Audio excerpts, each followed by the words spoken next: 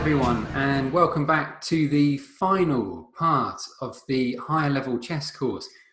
Hope you've been enjoying the video so far, but today is the final one. So I thought there was an interesting topic that that I stumbled on. There's a couple of things really that you might want to actually watch from the intermediate video too.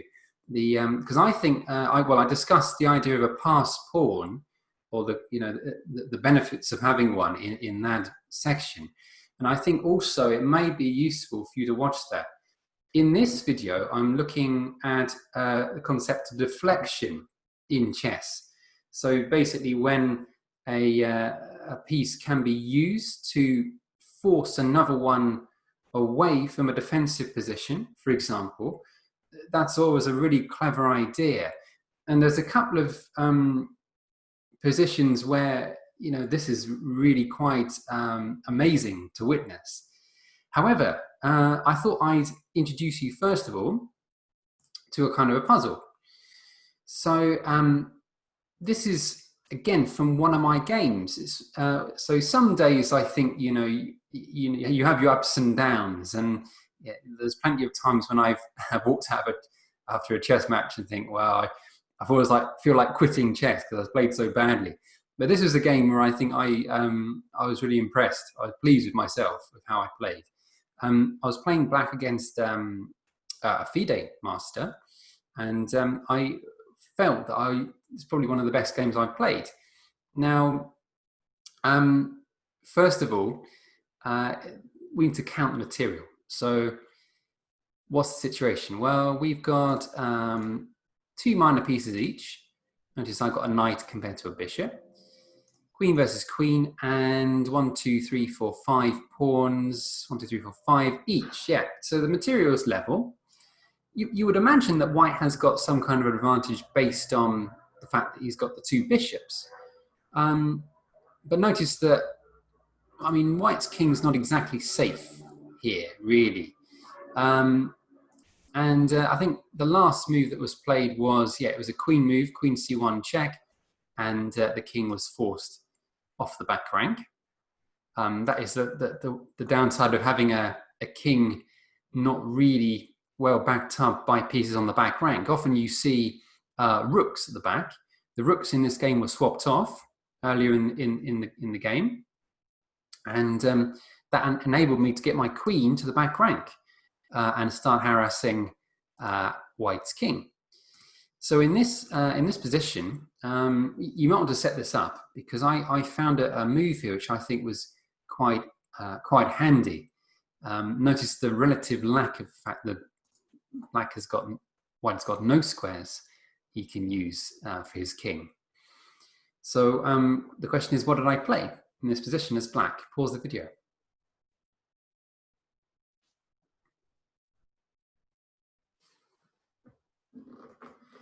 Okay. Well, how do we kind of keep on harassing white's king? The problem that we've got is that this pawn here is still quite weak. The king, although it looks like it's quite shaded by these pawns, the issue that I've got is that if white's queen gets access to that pawn, it's going to be game over, because the king is forced to the corner, and then we have mate backed up by the bishop. So I think whatever move is played here needs to also keep an eye on that pawn. Can we maintain an attack and also defend this pawn? Yes, we can. The move that I decided on was knight to g5. Crucially, this knight is like an octopus, isn't it? It controls several key squares, the pawn, and also it backs up the opportunity for the bishop to go to either h3, which in this situation would be checkmate, because the king can't go back, or here, or optionally to go to f3. And again, that's almost checkmate, because the queen would have to sacrifice herself. So really, there's not a lot that white can do in the situation. I mean, I think probably, I mean, it's hard to really say, isn't it, what the best move is? Because if, let's say that white moved the queen, let's say he went, well, I mean, trying to challenge the queen here, we've got the same problem. I mean, you know, after maybe even white can take this pawn, and then we're back to the same situation almost. Also, bishop f3 is going to be a strong move. So those two moves in combination, probably bishop f3 first, and then the queen coming in is going to be very dangerous for white. So that doesn't work. The move that that white played, which doesn't really help his situation, was pawn to h4, trying to give the king an extra space to go to. But I think what white didn't reckon on was, although you know, although the move bishop h3 doesn't work anymore, because, well, not really, because obviously then the king has an escape square, he was not so vigilant about this move, bishop to f3, check. So notice that after the move king h2, what would you play here to finish the game off? After king h2, you would play queen to h1, checkmate, because it's supported by the bishop, and obviously any of the other squares around the king are covered. So notice the how these three pieces work very well in synergy. They work very well together. Therefore, white had to give up the queen. I'm going to show you just a couple more moves, but to be honest, this game was won fairly easily, because after this move, queen takes pawn here, we're significantly ahead on material. It's an interesting position, but basically white has got too many weaknesses. So after queen takes pawn, I'll just quickly show you the end of it. Bishop c4. So then queen c1. The idea of trying to get to this square to try and force the king away. Bishop d6 was played. I played queen to e3. King to g2. Notice I'm just forcing the king into a less central position. And you'll see why this occurred. After queen e2, my opponent played king to h3, which I mean, there's not much he can do here anyway, but I don't feel that this is the right move, because notice, where can that king go at the moment? Well, it can't go anywhere. So he's kind of walked into a bit of a cave here, a bit of a hole. Now notice what we would like to do is probably try and get the queen round the back, maybe to that square. The problem in that case is that the king can escape to g4. So how do we cover that square? Pause the video and see if you can work out a way. Well, the move h5 is very useful because it stops the king from escaping. Now, all we have to do is tiptoe in. Imagine that you had several moves here. How would you tiptoe around the back of white's king without checking it, without allowing it to get out? Well, you'll see exactly how in a sec, because after the move bishop e5, we did the move queen to f2. So queen there, bishop to c7, again, irrelevant. So queen here, then queen up to g1, like this, and then you can probably see what the checkmate next move is going to be. It's inevitable, pretty much, unless white sacrifices a pawn, but that's also not going to help. After queen here, that's checkmate. If white tries this move, then you have actually a really nice checkmate in this example too. What would you play here? You move pawn takes pawn, checkmate. That's also mate. So going back to here, the move bishop f3 check, noticing the king has got very few squares it can go to is important. And if we go back to this position, using the knight to cover multiple squares is really useful. So the knight in that situation was probably stronger than either of these bishops, strangely, even though it's quite an open board. Anyway, thanks for watching that section. I want to go on to the next bit. we've got two positions to look at. And this is something called deflection. So when you deflect an enemy piece, what you're doing is forcing it away from a square that is going to be crucial to you. So in this position, so I'm just going to show you a couple of moves. And this, by the way, was a game from the 1972 World Championship match between Bobby Fischer and Boris Spassky. And it's probably the most famous ever match. It was called the Match of the Century. I would really encourage you to look that up. You can look it up on YouTube or on Lead Chess Videos. But yeah, type in, I think this was, I'm not sure which game this was, but I think it was game 5, perhaps. So this is a really good game.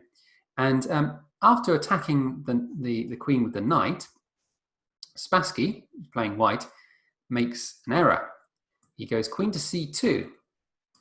Doesn't look like an error.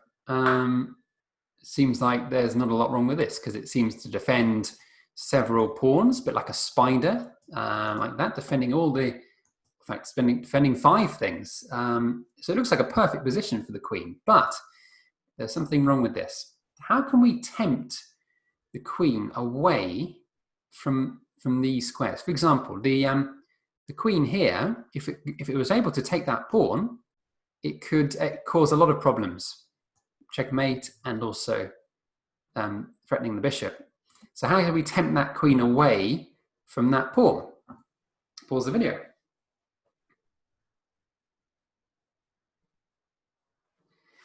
Well done if you spotted the move bishop takes pawn on a4. So notice that we can't, well, if we do take this, I think Spassky resigned on the spot here. He just gave up straight away.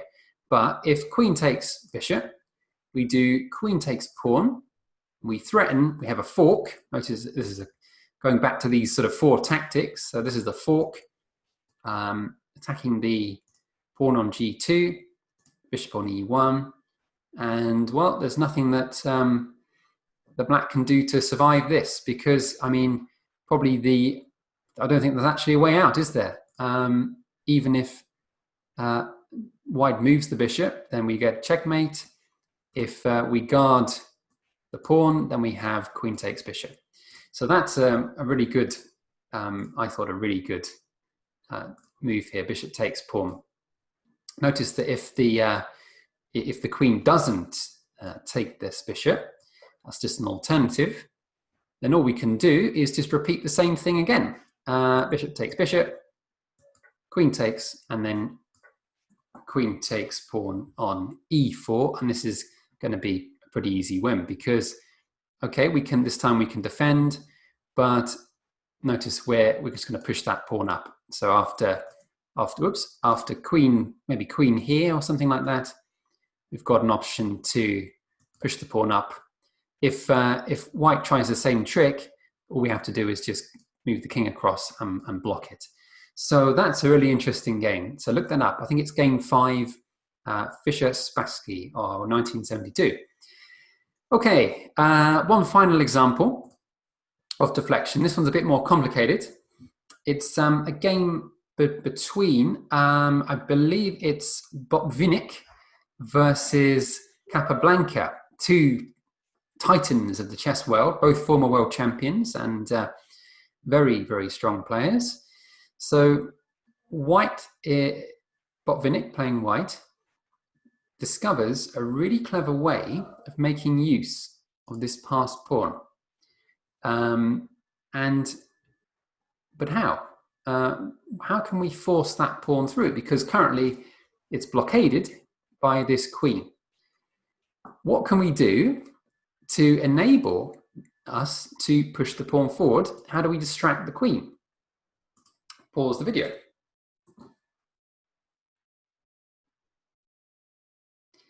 Well done if you spotted the move bishop to a3.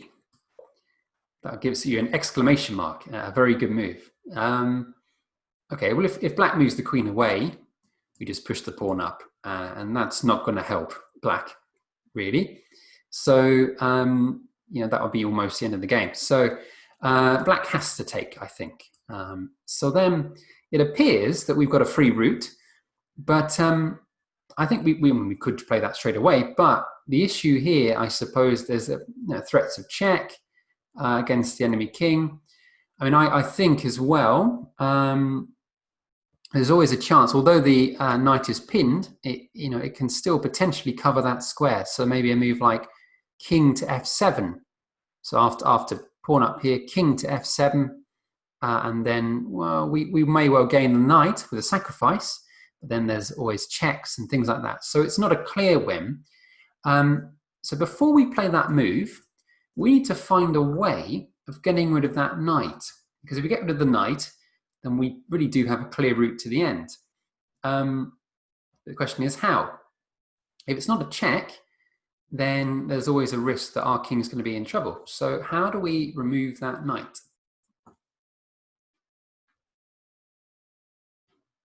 Now this move is really, really clever. The move knight to h5 check. So firstly we've done a fork, again, the tactic of a fork. So notice that black can't move the knight. If black ignores it, then we just do queen takes knight. So pawn takes knight is the only real good move. And then, can we do another fork? Again, pause the video if you want to. Notice we're keeping on checking the enemy king. That's really important, because if we don't check, then our king could be the one being checked. So it's really important that we keep on checking with a move like queen to g5, another fork, really useful. And well, what can black do here? He's only got, I think, two moves. Yeah, two moves, here or here. I think he chose the move king f8, and then after queen takes pawn, queen takes rook, can't even speak, queen takes knight, queen takes knight, we attack the king has to move, and then, well, we have many ways we can win this game, I think, but probably the most likely, if the king goes here, we've got checkmate in two moves, like that. The king has to go across, and well, I suspect a move like that, queen 8 f7, followed by promoting the pawn, is gonna surely win the game.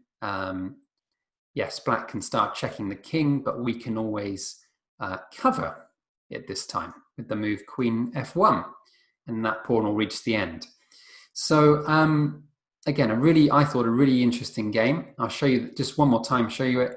Bishop a3, deflecting the queen, deflecting the knight, or capturing the knight with a fork, and then forcing the king away, and then we promote the pawn.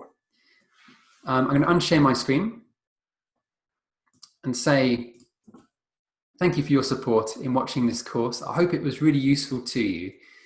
You may want to go online and continue watching chess videos. It doesn't have to be by me. Just go on to Lee Chess, the video library, or even onto YouTube.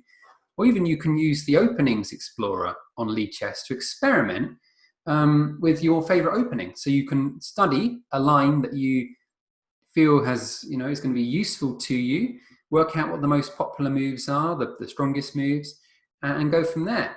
And I'm sure if you keep on watching videos, keep on practicing, then one day you may be able to play for Epsom Chess Club. That's my aim anyway. Hope you enjoyed the course, and see you soon.